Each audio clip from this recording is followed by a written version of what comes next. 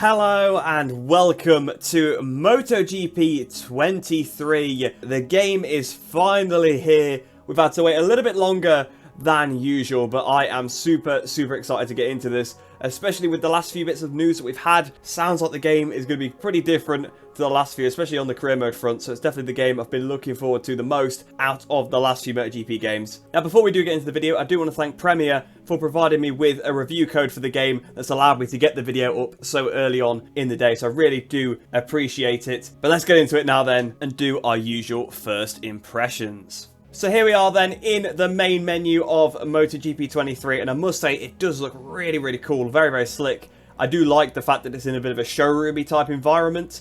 I wasn't actually that keen on last year's menus, to be completely honest, but this one does look really sleek and cool. But let's get into a time trial then. As we always do, we've got to go into a time trial at Malaysia and try to analyse the physics. So I think I'll scroll through the list of the whole riders, because you can see, of course, we've got the 3D menu where you can see the bike and the rider, and everything we've seen previously to this is the preview build where not everything has been updated, so we may as well show off all the liveries and 3D models. So of course you've got Bagnaia here, then we've got Bastianini, obviously his teammate. Here we've got the new Yamahas, we've got Fabio Quartararo and Morbidelli on the new Yamaha, although to be fair, it doesn't look much different than the previous one. And then we've got Aleix Espargaro on the Aprilia here. You can see the Aprilia does look pretty different to last year. And of course the same with Viñales. And we've got his new Top Gun inspired helmet. I really do like that helmet design actually. Much prefer it to his previous one. Then we've got the KTM. A bit surprising that Miller is first on the list compared to Binder. But there you go. You can see they've got the little triangle aero piece on the tail unit that obviously we've seen in real life. Obviously that wasn't present in the preview build, I don't believe. And then of course just some other updated aero around the bike. Next up, we've got the completely all new Honda, so completely new air intake, different aero on the front. We've got the Stegosaurus stuff on the rear. We've got the little side pod things that make the ground effect on the bike. And then, of course, you see the same with Joan Mir. Also, you've got the little Calyx swing arm as well, the steel rather than carbon. Then we've got Gas Factory Racing, of course, the rebrand of Tech 3. Same model as seen in the KTM team, of course, because they are both factory KTM bikes. But you get to have a proper good look at the livery with Pol Espargaro and Augusto Fernandez. Also our first time seeing Augusto Fernandez's 3D modelled face as well. Then we've got the race winner from the Americas GP, Alex Rins. You can see he's got a little bit of a sort of like bath mat kind of gripping on his tank. And I didn't see that on the Repsol Hondas, if we have a look.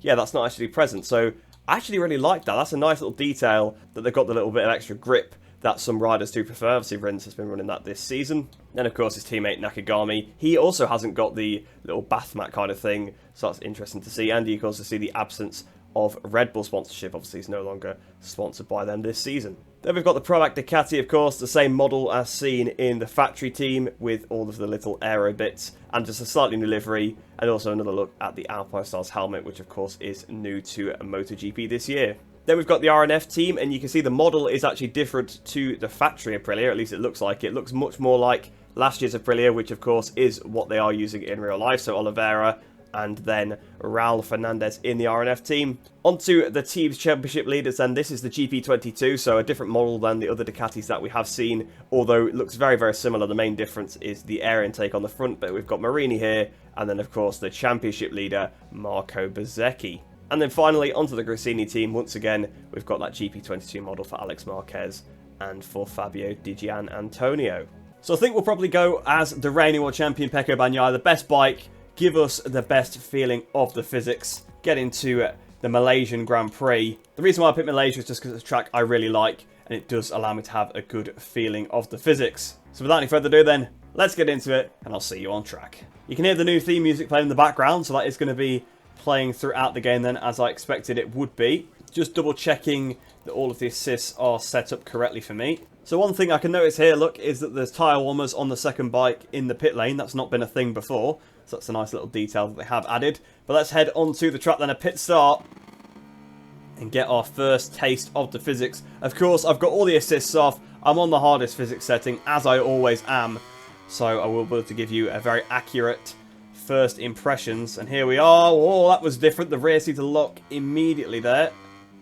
There is much less torque than in MotoGP 22. I can notice that immediately. I actually was playing MotoGP 22 earlier today as I'm recording this for the MotoGP 22 career mode that I was still doing at the time. So I was literally on the Ducati as well. And wow, the bike does pick up So one of the things they said before going into the game is that the bike will pick up as you get on the throttle, and it absolutely does. It feels like the bike's actually steering as you get on the throttle, which is crazy. Yeah, you have to properly fight it. That's pretty cool. And we've gone down. We've had a crash already. And we had a bit of a wheelie there. And then obviously as the front wheel came back down, it sort of folded. But, wow, okay. This is the biggest difference I've felt in a MotoGP game physics for a long time. Because usually you jump on the track, it feels a bit different. But this feels so alien. It's going to take me a fair few laps to get used to this. Because as soon as I'm on the throttle, the bike just is not steering how I expect it to anymore. Which I guess is more realistic. The bike should push wide. In the previous games, you did steer a lot with the rear end. Of course, it's all going to be a little bit strange until I get up to the limit. So the physics never quite right. But I must say the change of direction feels a bit quicker. It feels a bit more nimble. I must say, it's gonna take a while to get used to this steering, because as soon as you let off the throttle, the bike turns so well. But as soon as you get on it, it virtually stops turning. I'm not sure I like that, particularly, to be honest. You can see that then. Like, in the previous game, you do just apply a little bit of throttle in a couple of places. I mean, it's probably bad habits I picked up from MotoGP 22. That was a bit of a weird curb there, but I didn't hop up into the air, so that is a good start. So that was one of the biggest problems again with MotoGP 22, was that you just randomly hopped up into the air when you went on the curbs, like you went flying. Seemed like that time we did struggle a bit with the suspension, but didn't seem too crazy. So we've invalidated our lap time. Well done. I reckon the rider animations are a bit different this year. Obviously, you can see that the gear changing has changed. We did see that before, but the tuck-in seems slightly different than what I'm used to with Bagnaia. It seems like he's got his elbows out a bit more, so he seems to take up a bit more space. The rider might be a slight bit bigger, actually, as well. I'm not sure. I mean, maybe it is just the animations have changed. But I must say, guys, this does not feel like a sort of evolution of MotoGP 22. It feels very, very different. I suppose in its core it's similar, but with this whole throttle turning thing, it's going to take a lot to get used to. Bike seems a bit more wheelie happy also, which is probably a good thing, because the ride height device that was obviously introduced in MotoGP 22 was effectively useless because the wheeling was just not that aggressive, so you didn't really need the ride height device to stop the bike from wheeling. I do have a feeling that turning the traction control down in this game will be quite a big advantage, because I think it'll help you turn more with the throttle open.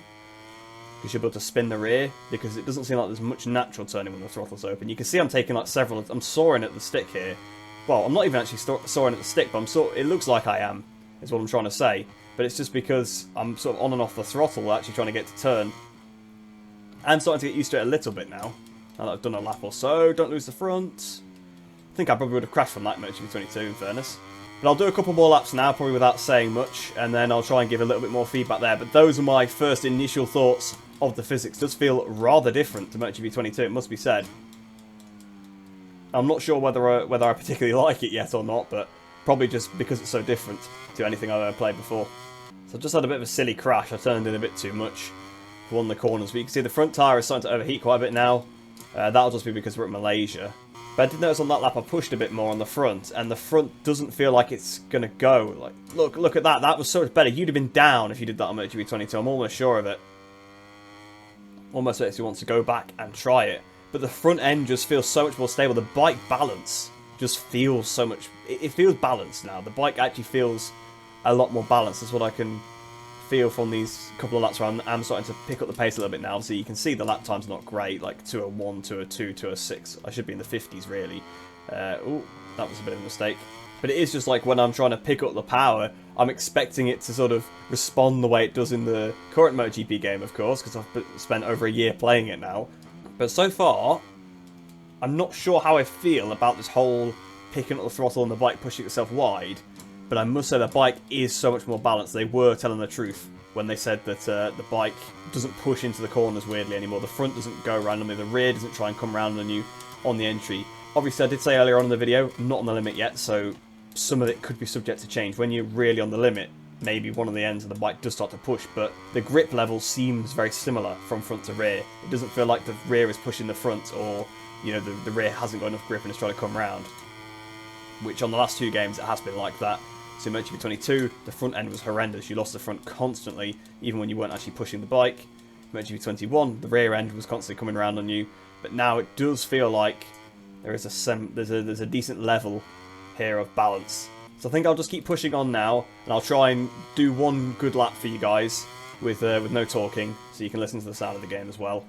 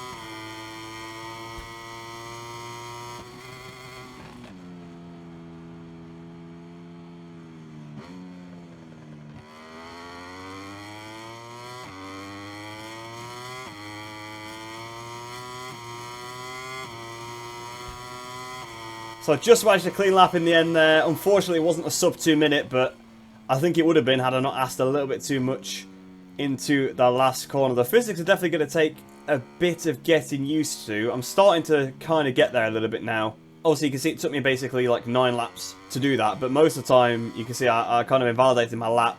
It was because I ran off in a silly place because I'd opened the throttle too early and the bike pushed wide. For me, that's the most difficult part to get to grips with. The front end feels really solid. The rear end feels quite solid.